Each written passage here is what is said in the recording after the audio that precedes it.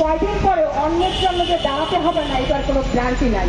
কারণ সরকার যে কোনো সময় বলতে পারে যে আপনারা প্লাস্টিকের চাল খাবেন, কারণ এইটাই ভালো আপনাদের শরীরে। ঠিক তেমনি এই প্লাস্টিকের শিক্ষা ব্যবস্থা চালু করেছে, আর সেই প্লাস্টিকের শিক্ষা ব্যবস্থাকে দূরীকরণের জন্য আমাদের মামলা হামলা এলে এখানে আজ রাস্তার পাশে এই নর্দমার উপরে দাঁড়িয়ে থাকা।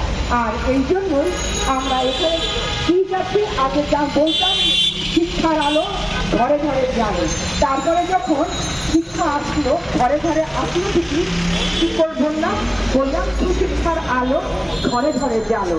আর এখন এই 21 শতাব্দীতে দাঁড়িয়ে আমাদের বলতে হচ্ছে এই প্লাস্টিকের শিক্ষা ব্যবস্থা দূর করো, অরিজিনাল শিক্ষা ব্যবস্থা বাংলাদেশে প্রচলন করো।